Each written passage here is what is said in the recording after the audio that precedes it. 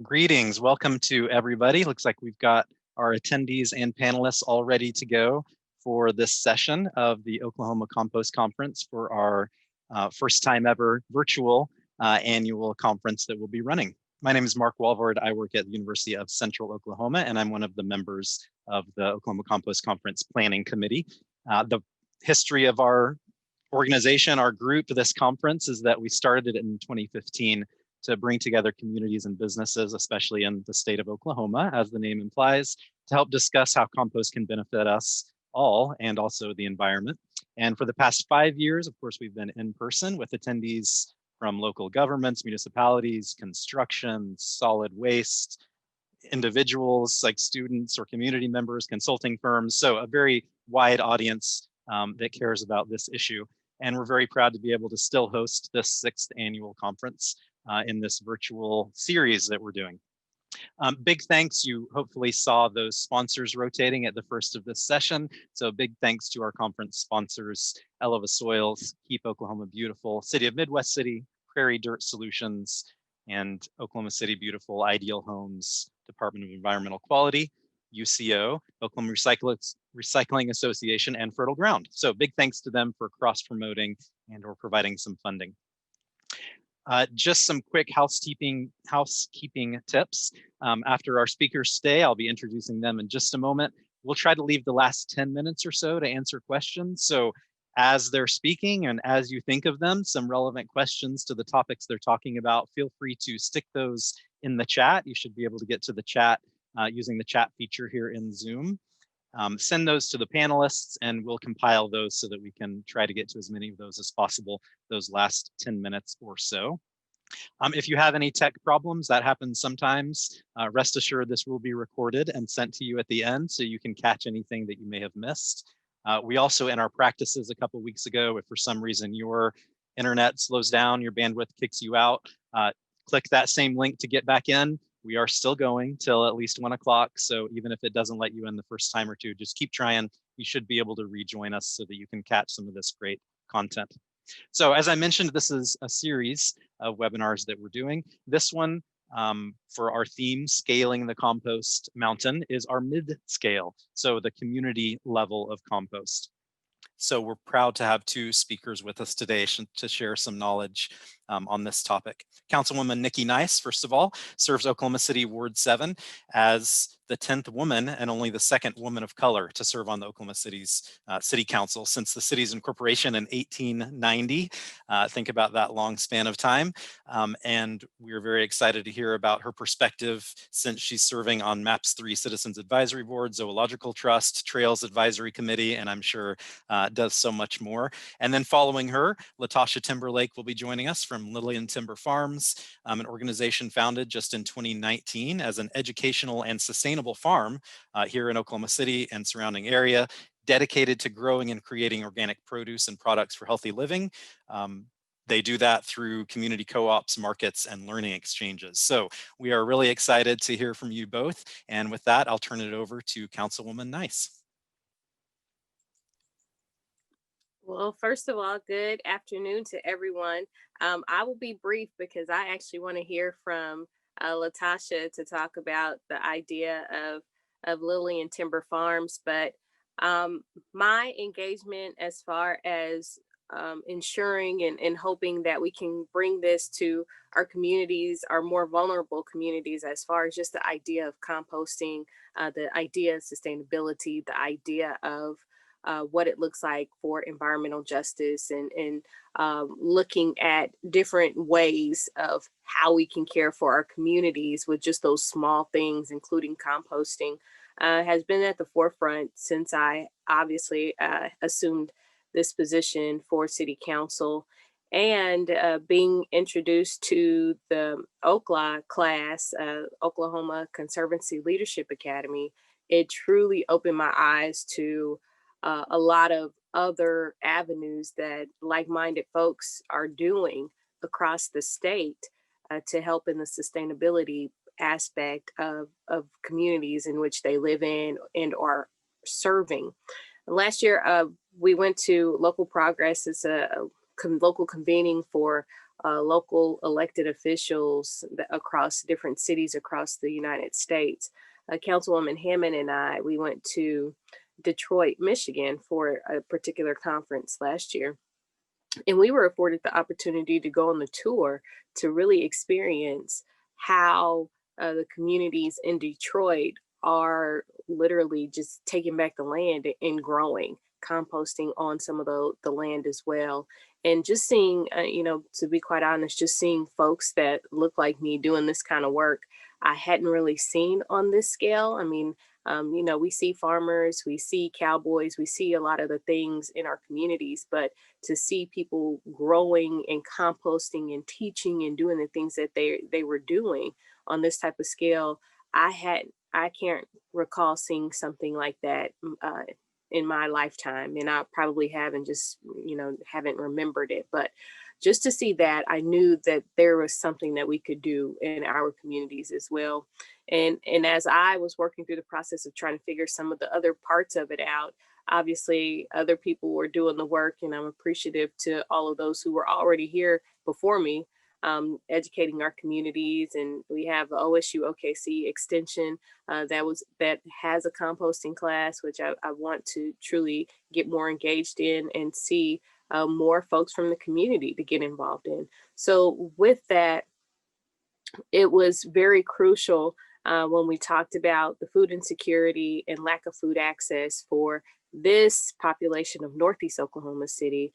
And I have to continue to dispel the myths of people thinking when you talk about food deserts, people just think it's only in poor or vulnerable communities, when in fact, we know as it's defined, it just means lack of access. So we have a lot of folks who live in more affluent areas that are also in food deserts. So being able to, again, dispel those myths and change the conversation and the tone, that's a whole different part of the education when we're looking at what it looks like to be involved and engaged in composting, sustainability, and environmental justice overall, and food justice overall for our communities.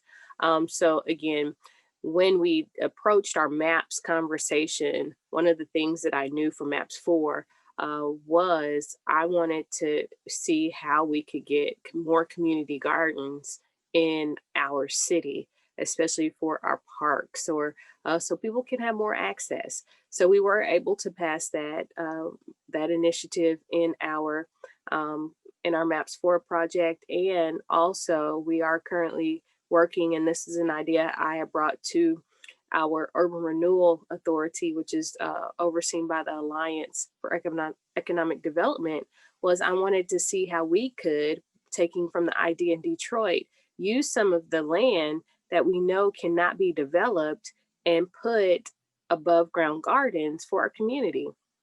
So now the conversation has been finding the nonprofits to be able to man those. And I understand we have quite a couple of folks who have stepped up to the plate to be able to help us and assist to getting those started. But I will say it's just exciting to know that there's a new conversation about composting and what that looks like, and how even for our communities, we talk about conservation and recycling and being able to use the things that we have every day and put it to a different use to truly benefit instead of actually filling the landfill. And I have a landfill that's in our ward, and I would love for us to shrink it, the footprint of that landfill as much as possible in order, again, to then shrink the environmental footprint so we can continue the effort of that environmental justice. So those are the things that I can say I'm truly working on, or how composting and just the sustainability aspect has and will impact our communities. And again, the food access is the biggest component of where we're trying to meet the need of our community. And again, it starts with us even understanding how we can serve ourselves with the things that we have in our refrigerator or at home, or that we decide we want to recycle or not recycle, or just the educational piece and portions of that. So with that, I will allow And I will turn over and yield my time to Miss LaTasha Timberlake because I'm excited to hear about the great things that they're doing at Lillian Timber Farms. Thank you, Madam Councilwoman. I am just elated to be here this afternoon, and thank all of you as well for taking your time to do this community work, because it's all of us that are doing this community work.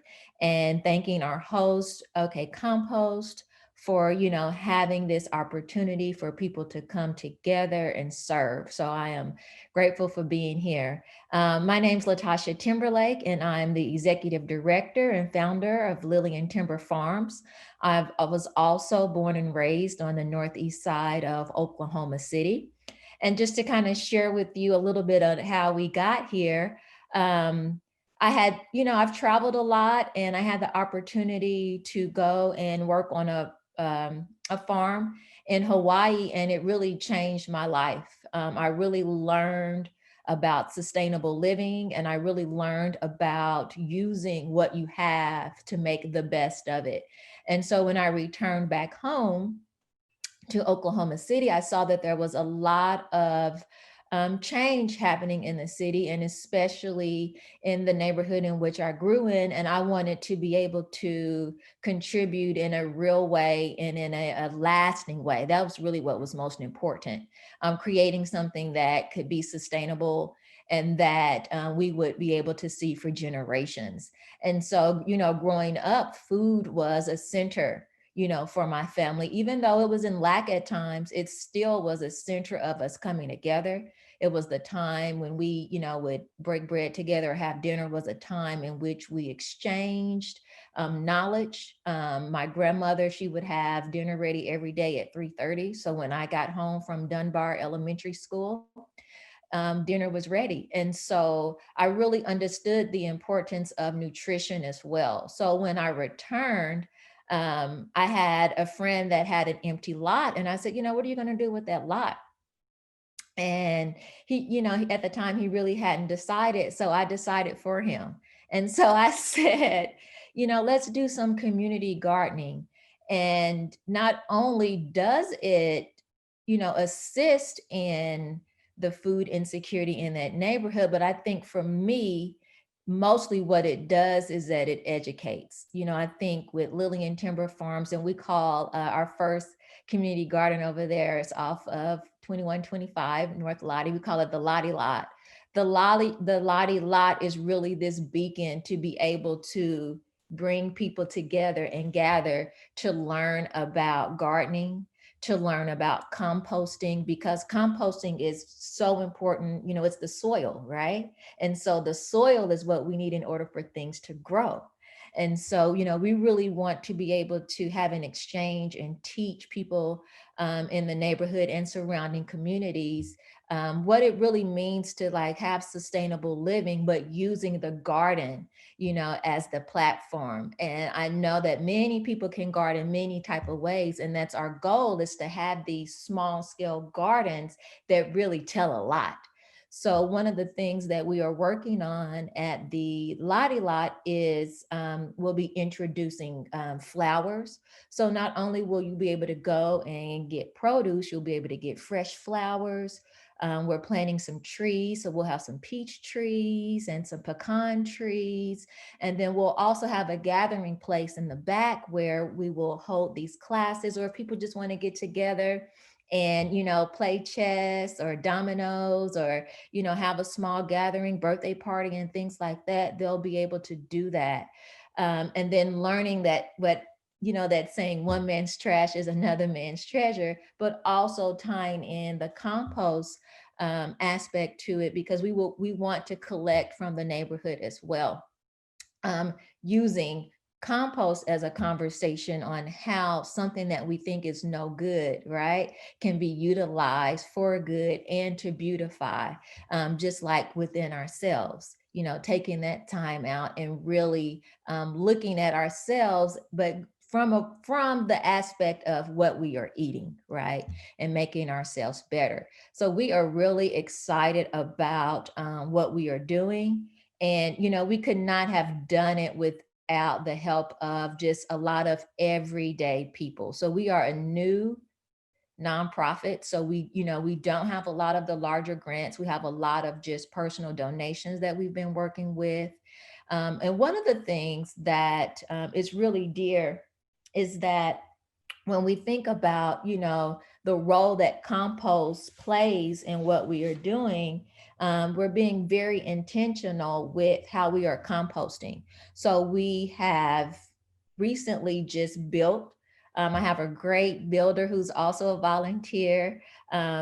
He built 2 compost bins, and what we do is that we'll have basically 2 phases. So we'll have one that is for the newest, things that we are composting, and then we'll have one that's like the oldest pile, because we also want people to be able to see how things change, right, in the process of that. So just like in the community, we want them to be able to understand like how this compost and this garden, and this beautification also creates this change in how things happen over time. And so it's really important that we utilize and show and teach people how everything works together in its own time, in its own process, for the better of all things. And, there have been a lot of great things happening. So it's not just Lillian Timber Farms. There's also been the Lillian Institute that's been very vital. They've donated raised beds to some of the local churches in the area. So you have some churches that are starting their own gardens.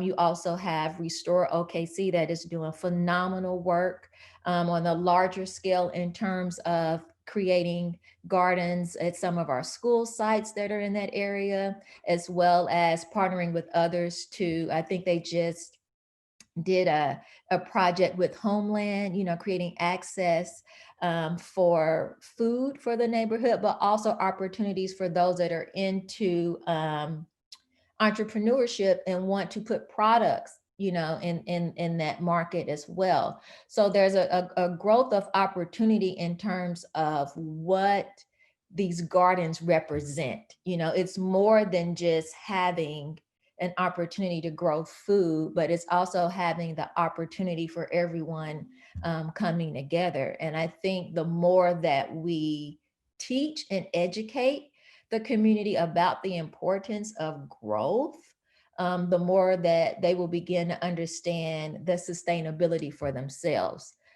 For me, what I see is that, we are living in a society where everything is given to us and taken from us. And so a lot of times we are left with just this sense of just surviving.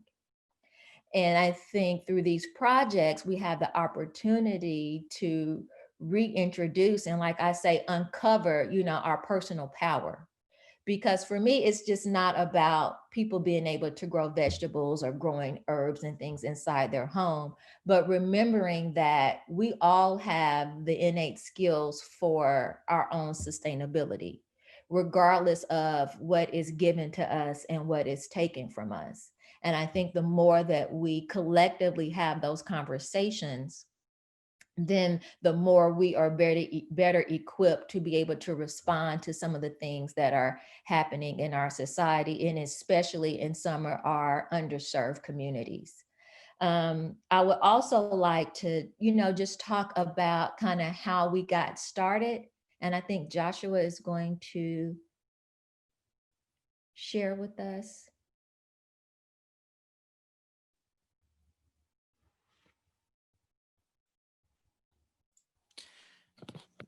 Josh, were you able to get to the shared drive with LaTasha's images?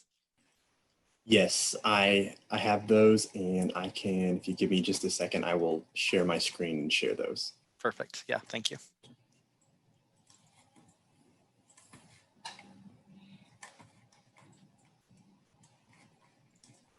While he's grabbing that, I think it's okay to go ahead and answer the question that came through. Oh, or we can wait because there's your pictures. What do you want to do? Answer a question that came in or jump? First. Yes. Okay, so we had one about using empty lots where there's zoning restrictions. Any problems? So To date, I have not had any zoning issues because I am utilizing private owned lots. Now, one of the things that is challenging though, when you get ready to apply for certain grants, especially at the federal level, sometimes it does have to be public space. But for a couple of our projects, we are intentionally wanting to work with landowners that are in the neighborhood so that we are able to basically do what we want to do without having some of the restrictions that you see with city zoning. And if I can, a piece of that, I'll just say, we'll do all that we can on our end to ensure that folks that want to do this can do this work. And I know even with the one issue we had with with the lots for urban renewal is because they are requiring that whoever the nonprofit is, they have to have liability insurance. So that's been some of the barrier with us just trying to incorporate some of those nonprofits or those who may want to be a part of that. So that's been the only issue right now, or barrier. And I don't even think it's a barrier when it comes to just those urban renewal areas. Yeah, and I have a great resource to assist you all if you are needing to apply for liability insurance as well. Okay, so just a little bit about like where we started. So, and then you'll see Councilwoman there in the bottom in the picture with us. So we actually have these work parties that we host. And what we do is just basically have like a list of things that we want to get done for that day. So when we first took on this lot, I mean, the first work party, it was a lot of work. And if you go to the next slide, you'll be able to see that we had to literally like cut back and trim trees. We had to do some mowing, some weeding. And at the same time, we were also building raised beds. We were, filling them with dirt. And the land itself, like the soil itself, is really, really good soil.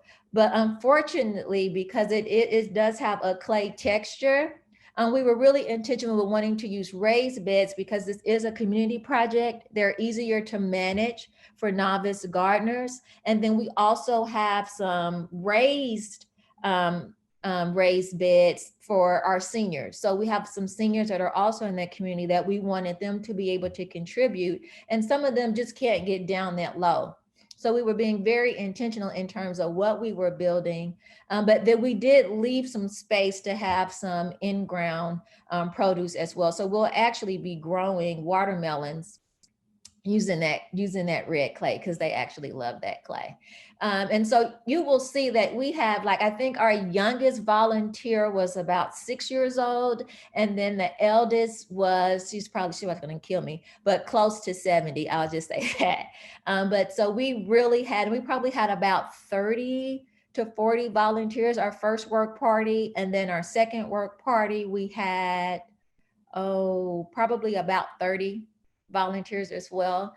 And then our last work party, we are actually probably 40-ish. And what we do because of COVID, we still ensure social distancing. So what we do is we have specific times in which you can sign up for.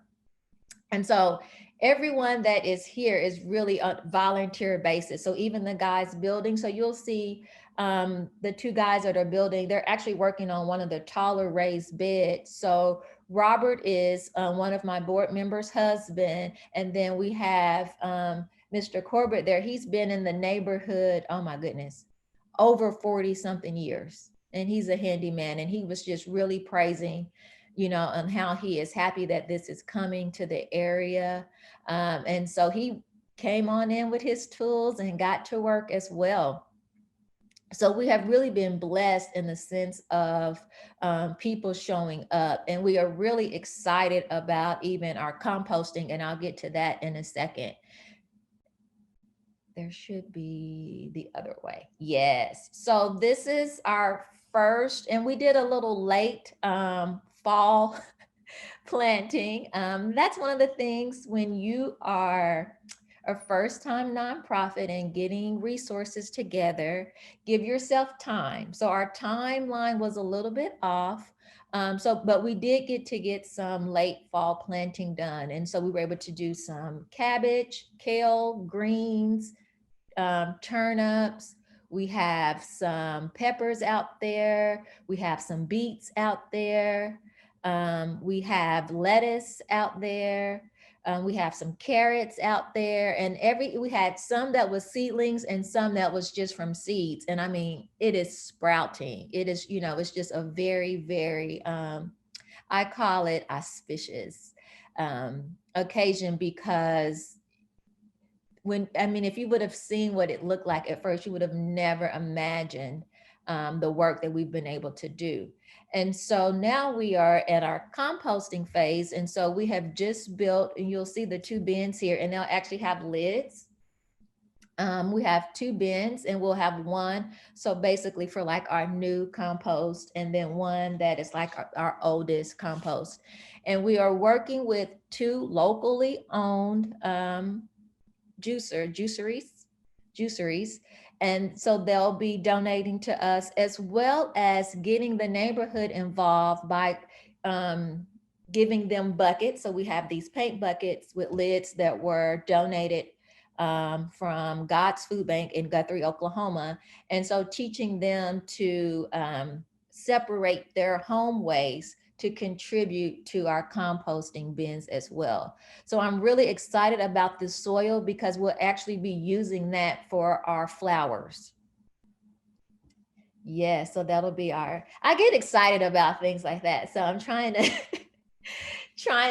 stay calm and focused, but I'm really excited to see like the growth from using this soil, because we've been very intentional with the soil, and we know everything needs, oxygen and the ability to breathe. So I'm excited to see what we grow in these bins. Yeah.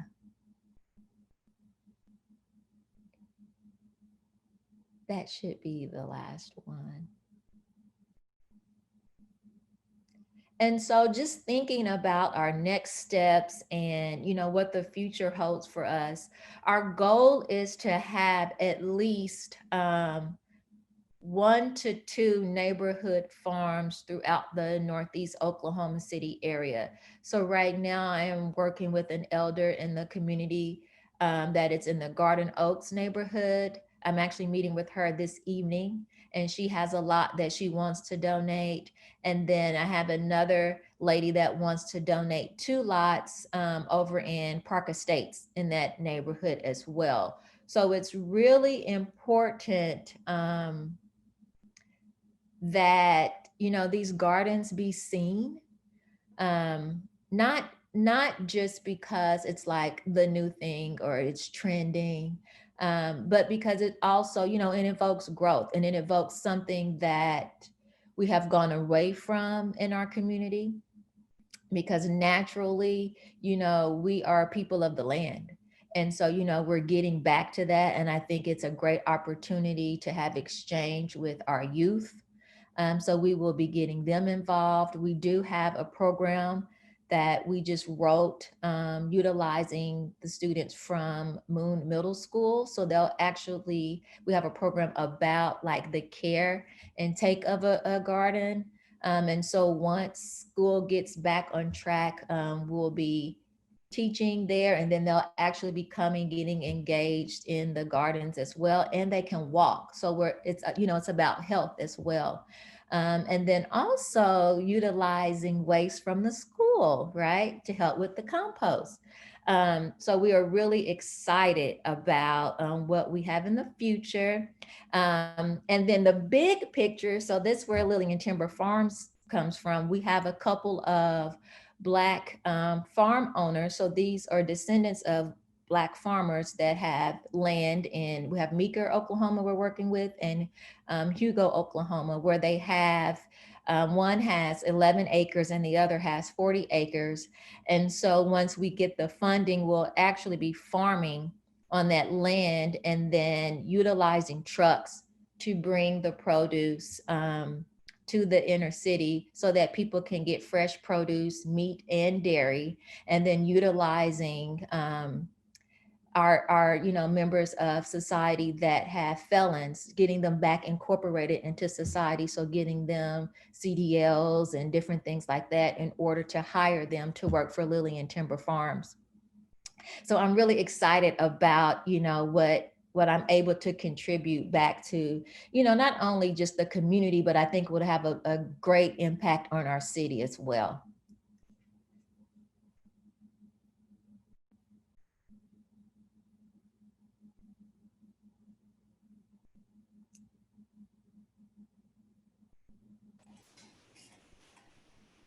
Mark, I see a couple of questions.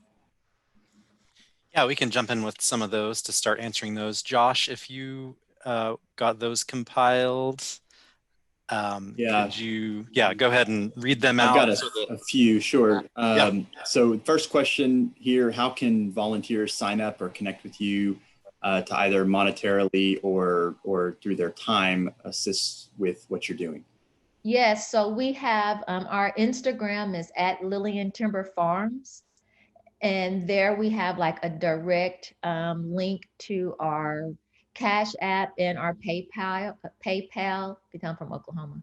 And then we also, you can always email us, lilliantimberfarms@gmail.com. Usually when we have events, because of COVID, we try to be very intentional with sign up. So if you are interested, please send us an email and then I'll send you the registration form. And we usually notify 1 to 2 weeks prior to hosting a volunteer event. And I'm also looking for one more board member. So if you know someone that may be interested in joining the board, and we have an application process as well. All right, the next question is, how is the food waste from schools brought to you for composting? Who pays or does this service? Yes, so this is something that we are still in the works of working on since school is not in session, because we really want to get the students involved. So just think about when, back in the day you had your tray, then you go throw everything in the dumpster. So we would actually have buckets for them we would go in first, of course, and teach them how to sort, but then they would be able to sort those things that are able to be in the compost bin. And then we actually have volunteers that will pick those up. So we really try to get people involved instead of having like a service, and everything that we provide will always be free. So one of the things that we currently have on our agenda next week is I'll be going to Rose State College, and through their Black Student Association, from the work that we're doing, they are wanting to start a community garden for their students. And so we're providing the service of helping them design that garden. All right, the next question has to do with gentrification, and essentially it asks how you foresee the implementation of community gardens increasing the desirability or home values in an area, which may lead to gentrification, especially in predominantly Black communities where they've historically been pushed out of OKC's development. Well, I can start and I'll let you finish, LaTasha. I think as we're looking at this, I see it as a positive more so than a negative. I mean, gentrification is something that will not go away, regardless of how we try to fight it. But when we're looking at how we are, as you heard before, taking back the land and doing what we want for ourselves, that starts a different type of conversation. And to the point of going to Detroit, literally, the folks in the communities, and this is a Black community, that these folks were literally taking the lots back, growing food and placemaking, which is what you just heard for Lillian Timber Farm. So this is a placemaking development at the same time you're feeding people. So in my opinion, it actually brings back the community for gathering. It helps tell the stories so people can now revert those stories to our future generations. And it helps us to realize the importance, as we heard before too, of why we cannot afford to let our spaces go that belong to us. This is a creative way for us to be able to, again, do for ourselves, but also tell a different type of narrative than we're used to and people are used to seeing when you go into predominantly Black communities or underserved or underpopulated communities. You see boarded houses, you see just the lack, you see how folks then do want to come in and gentrify it. But if we're doing the work ourselves with these types of developments, you can't help but to see who comes around. As far as, and I hope you don't mind me saying this, LaTasha, but the 2 houses next to this lot, the Lottie lot, are boarded up. Yeah. And I can't wait to see the beautification that is going to come. They're going to have to do something with their property now that you see people being intentional about how they want to see their community and how they're going to feed their community. And again, the placemaking aspect of what this is bringing. I see it, and that's why I am extremely excited about it. And I'm happy that folks are on board that live in other parts of the Northeast Quadrant saying we want to do that on our lots too. Because it was a conversation of, I was like, okay, I'm not supposed to say this, but just go rogue if you have to, because that's how important this is for us to do something different, and that's the unfortunate part, that this hasn't been thought of before now. But we have people such as LaTasha, such as Restore, such as National Women in Ag, such as even OSU OKC Extension to help us and bring the tools to the community to realize that we have the power to empower our own communities and serve ourselves in this kind of realm. Yes, and it's so funny that Nikki brought that up, because one of the homeowners that is to the north of us, like, he's already contacted me, like, what's going on over there? And so, and I just spoke with him just freely, and he's like, oh, I need to get some stuff together next door. I was like, yeah, that would be really great. And then I have a developer that I know that is interested in the house that is to the south of us. And he's like, I need to find out who that owner is so we can do something, with that property. But even those neighbors that are already there, like, I see them like really taking the initiative to want to make change, and it's just really about getting a new spirit of care. Because a lot of times when you beat down, you really just give up. Right. And I feel like and this is one of the things I learned in Hawaii, like the number one lesson is that nature is healing, however it comes. And so through that, I know that we are able to heal a lot of wounds, like through these gardens, that personally have inflicted, our community. And I just really think about, because gentrification is here. Okay. It's everywhere, right? And I'm one of those, like, I don't try to change things that I know happen, like it's real. But what I do try to do is get the right people in place to make the best decisions with what's going on. So that's why I wanted to create a program, working with, hopefully, Work Ready Oklahoma. They don't know it yet, but, assisting with allowing, felons an opportunity to get well-paying jobs. So if a house is gentrified in that neighborhood, they're the one buying it. Working with other partners in the neighborhood and businesses that a lot of people don't know about that have been there existingly, because now they have a clientele that can really support them. And then that betters their business, and then they can show up in a bigger way in the neighborhood as well. So for me, that is my response, to gentrification. Thank you both. There's a question specifically for Councilwoman Nice. And the question essentially is, can you speak to anything you know about the City of Oklahoma City's progress in offering municipal composting services? This is a priority on the city's adapted sustainability plan. It is a priority on the plan. However, we have to make sure it's a priority for the council and everyone else. So I will say, while I will say a few of us for sure, this is a priority for us.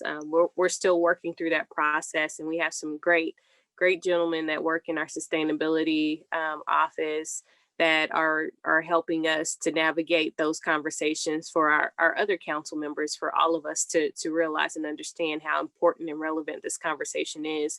And even with that, I've been working with the two of them as well when it comes to us talking about our health task force, a food policy council, being able, again, incorporating composting and all of the sustainability aspects of being able to serve and feed and protect your community at the same time. So the sustainability plan, we did adapt it. It is still very new. But we have to still work through the process of ensuring that we have if funding is needed, a mechanism for funding for it. And even in our city structure, until we take it seriously in our city structure, it's going to be hard for us to be able to tell our city that we need to take it seriously too. So that means even composting. We have a couple of recycle bins, but we have water fountains. But are we offering folks to have their own compostable cups or whatever the case may be? Are we using things that we can put back into the environment and save Mother Earth? So those are also efforts that our city has to do in order for us to continue to have a real conversation about sustainability and what our adapting the plan of sustainability looks like. And that's real. Mm-hmm. LaTasha, do you want to speak any further to,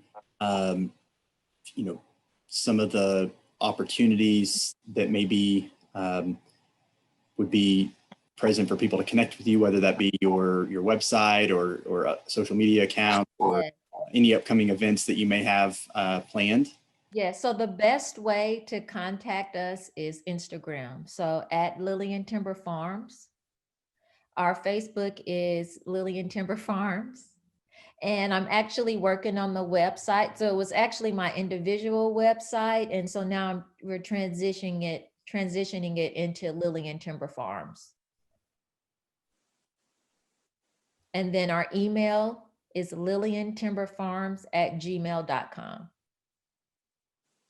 And just Mark, if you don't mind, like for anyone that is interested in, getting this work started or supporting this work, I would definitely say that just some of my learned lessons early on, make sure you really have a solid team.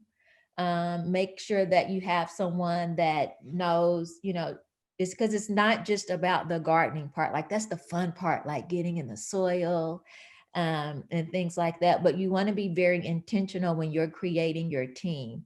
So thinking about, do you have a builder on board or on your board or a volunteer that will help you build?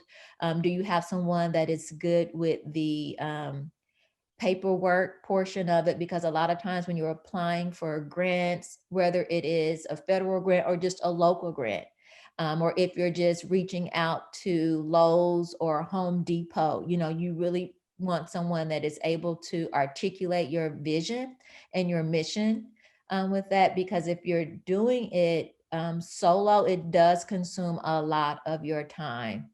You want to make sure that you have someone that knows soil and land and the area. Like these are things that we may not think about because we just think of the garden aspect.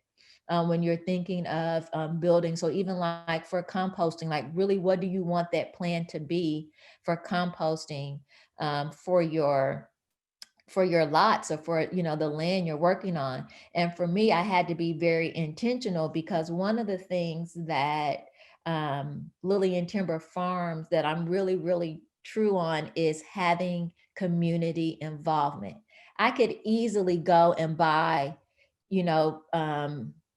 beds that are already, made. I can easily go and we can put in, get somebody to donate and we put in a sprinkler system. I could but the thing is, it takes the people away from it. Because somebody actually emailed me and there was like, criticizing. And so basically I told them, if I put in a sprinkler system, then what responsibility does the community have? So you want people to actively be involved and engaged in what you are doing. So if I just went and bought and manufactured everything, then where is my responsibility in it? Where is my ownership in it? Just like with food, a lot of people don't eat vegetables or natural foods because we have a lot of quick things. You can go and buy something already made. So there are a lot of women and men that don't know how to cook because they don't have to cook, right? But those things are not sustainable. If something happens, so just like we saw with COVID and people could not get to restaurants or get to fast food restaurants, I know for me, a lot of people that I know, they were hurting because they don't know how to cook.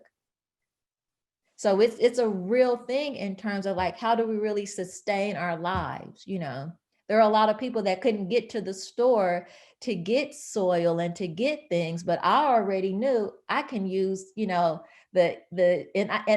don't like to talk about how I really compost at home because a lot of pro composters would probably cringe, but it works. But I knew I could just throw my stuff out there and it would be fine. So really, really, being intentional with, what you are providing and the opportunities for the community to get involved and together and to have a sense of responsibility and ownership for what you are wanting to create. And may I add, Tasha, to your point, that's what's been missing in our communities. Yeah. Is that cohesiveness, that togetherness in these types of projects. Again, put the responsibility on the neighbors to help feed themselves, to be responsible for everyone else. So I love driving by there. Now that I didn't know where it was at first, I kept picturing it in my head until I actually saw the beds. That's when I knew. But I love driving by there to see something on an empty lot. I mean, you just don't know how beautiful that is and how that makes you feel, because there's so many empty lots that are in the community that can be benefiting from something such as this. And I have a question though. Your sprinkler, how did you get the water system? Was that a hard effort for you all to get the water? It was. So, and I know that this is recorded, but to go, there I don't want to get in could have trouble been now, a slight issue because of where the water meter is. Well, we'll talk later then. Yes. Oh, and I thank you all. Thank you for not being compost shamers, because a lot of times when we get into, like, you can get into some groups sometimes and, everybody's human and we have these egos. And so sometimes people do get very critical of the way you do things. So yeah. Having a consortium of these community co-ops citywide. Oh, so I know that Lillian Timber Farms, we are definitely open to working with other local organizations and partnering. And it may not necessarily be like a Lillian Timber Farm thing. So like, for example, the project that we're helping over at Rose State with, it would just be us coming in on a consulting type basis. And then there are some where people are wanting us to like have like Lillian Timber Farms at, this place. So there has been some talk about that. Yeah.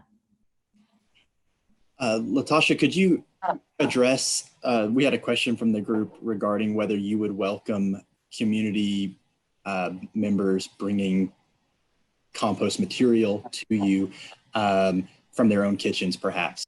Definitely, that is part of it. And we're actually working on some signage. So that's been the biggest thing. Like, people are like, so I can just show up? And I'm like, yeah, you can just show up. And so we will actually have signage or kind of like directives so people will know what to do, like when they show up. So we are definitely open for that. And so this is part of it too. So we want people, right, to initiate on their own. So if I always have this pickup service or whatever, then I'm doing the work. So we want people to be able to bring things there. Or let's say, you know, you're in the neighborhood, you need a tomato, you can stop, you know, and get a tomato. So it's very, I had someone say, you all need to build a fence. And I was like, that's a barrier. Like, I don't see it as a fence. I see it as a barrier. I was like, no, I want it to be open, you know? So yeah, we're definitely open for that. Thank you for that. We have a question. We have a question for, I think it was directed towards Councilperson Nice, but I think LaTasha may also have some words to say on this. How can citizens, community members best advocate for composting and other sustainability initiatives that might help support the adoption of the Adapt OKC plan? Well, I would suggest whoever is watching, find out who your council person is and call them. Tell them what your interest is and why it's important for them to not only approve, but to champion. Why it's important for them to champion this type of effort, not just for our communities, but for our city. How it can and help, how we want sustainability for our city, how we want to protect the top 25 cities in America. How can we be better? These are the efforts to do that. So whoever is listening and or watching, contact whoever your council member is. If it's me, I already know. So I got you. I'm championing it all the way. Not a problem. And we do have council elections that are happening. So if you know someone that is running for Ward 1, 3, 4, and 7. So I will be running for re-election in February. You are probably some of the first people I have told this to publicly. But if you know any of the candidates, if they knock on your door, ask them about that. Find out what their stance is and how they can help you champion those efforts for sustainability and Adapt OKC. Yes, and I would just say, you know, just from the everyday citizen, like, you be the voice, you know, anytime that I am talking to people, and the thing is, it's not that people don't want to do it. A lot of people just don't know about it. Right. You know, a lot of people do not understand the importance of it, you know, and I think about, I remember when, remember Don't Lay That Trash on Oklahoma? I'm telling my age now, but I remember when people did not care about littering. You know, it was just like, whatever, you know, and then Don't Lay That Trash on Oklahoma came into play and people became aware of it. They became conscientious of what they were doing with their trash. And I feel like that's what we have to do with composting. We have to get back to that awareness where people not are just only aware of it, but then also the next steps, know what to do, know where to go, know how to do it. Because it's just like, I think about when I'm in the classroom, it's not always that my students don't want to do something. It's just a lot of times they don't know how to do it. And then once you do teach them, they don't know what to do with it. Right. And so for me, it's that same thing. Like, we have to be the sounding board. And the first thing I do is I'm the example. So with me, people that know me, what you see is what you get. Like, this is my real life all the time. You know, you come in my house, like, you'll see my raised beds, you'll see, like, this is me, like, I live it, you know. And I think about Don't Lay Your Trash on Oklahoma came to mind because the other day I was driving and somebody threw a water bottle out the window and I was like, you know, immediately. So then I'm like, okay, how do I get over to get out and get it, you know, without getting hit? But that's the realness of it. Like, we have to be the models. We have to be the models, and we have to educate as well. Well, Tasha, do you think we could work this through? I'm thinking like at Edwards Park, because yes. One of my concerns in now public, you're getting to hear this conversation for us. You know, as you say, don't lay this trash on Oklahoma. We have to get out of the trashy mindset, and obviously educating our communities on what composting looks like, and also caring for our parks and the beautification of those areas. Because there's been a couple weeks where I went personally to go pick up trash at the park, and it's, you know, those are things that I know if we were educating our communities about, or even having that type of conversation, we will be able to change the mindset in the way we look at our spaces again. Definitely, I'm definitely open to support you in that. We had a question just come in, I think for LaTasha, asking if you maybe describe the way you compost at your Lillian Timber Farms community garden. Yeah, so we have a couple of, so I would say the primary way is utilizing, so like once the bucket, like the paint bucket is full, we then, add it to the bin. And then over time, like we'll add cardboard or newspaper leaves. We had a lot of, what are they called? Oh, I don't know, branches and stuff, I guess, and that we cut up and created like a mulch, and use them for there. And for me, it's like, I know like it's time, because you can see like the change. So if some people may use worms too, like the worms will talk to you and they'll tell you like if it's good or bad, like they'll either stay in or they'll be trying to get out, so I like very simple techniques. But you'll be able, like, it talks to you. So you'll see that just from the way that everything is breaking down, so it'll have a consistency. I call it looks like good earth. And that's why we use 2, because then we can compare and contrast, right? From what's been sitting the longest and then what's new. And then smell, that's why we have these senses, like, that's what sustainability, using what I already have, so I'm using my nose, right? And so if I notice like a smell and it looks moist, then I may know that it needs more, right? Because when I think of good earth, right, it's not very wet.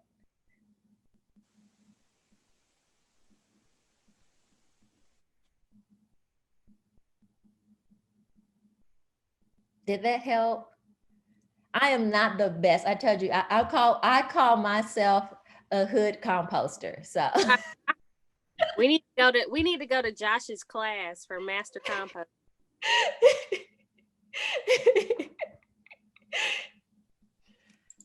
And since we don't have any more rolling in, of course, I hope you all, both LaTasha and Councilwoman Nice, are seeing the compliments coming in also, along with questions. We didn't read those out loud, but also hope you saw those, and I'll save that chat so you can see them.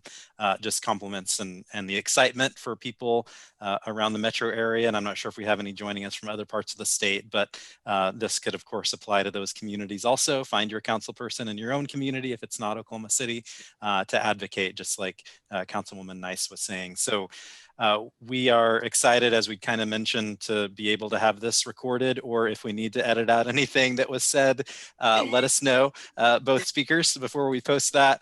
I'll tell you about the water once we start recording. Yeah, there we go. We'll stop that in a second, but we should have by Monday or Tuesday this recording sent out to the 50 or so participants and registrants that were with us today, and we'll leave that available till November 7th or so, just for people to watch it some more and catch some stuff maybe they missed before, because it's a lot of exciting stuff. We got the links all posted in, as you all were saying them, to Oklahoma City Council and Lillian Timber Farms Instagram and some other great spots. So thank you for all those resources and the answers to those questions. Really appreciate you taking questions on the fly and be able to interact like that. And we will ask if the two of you would stick around after we close down here in just a second, so we can try to get a screenshot, if you're willing, to let us share and tag you on to kind of cross promote each other and this great work that you all have talked about. So just a huge thank you for your time this afternoon. We know you all are busy doing all sorts of great things for our city and our communities, so we really appreciate it. Thank you so much. Thank you. And thank you all that participated for taking the time out to join us today. I'm all about, I understand sacrifices that we make, right, for our time, because we never know when it's up. And so I really always like to really just show my gratitude when people choose things that I'm a part of, regardless if it's about me or not. But I always feel like people coming together is very intentional. So thank you for crossing paths with me. Yeah. Well said. I echo everything she said. So I'm just grateful for the opportunity because I actually learned more than I probably said. So, and that's what these kind of conversations are about. So I'm grateful and thankful. Yeah. And as we close off, of course, I have to say thanks again to the sponsors and vendors that we have. We want to be sure to acknowledge them and also let you know that if you want to join us for large scale composting October 22nd or marijuana and composting, that's medical marijuana and composting on the 29th, we'd love to have you at those. You can still register for them to hear about those in the same style that we've just done. You can register online for $10 for each of those. And those who registered for all the sessions, we'll see you on October 30th. That's Friday at 4:20 p.m. of course, for Grounds for Discussion, just a chance to discuss any composting issues that we have going. So thank you all again so much for being here. Bye-bye.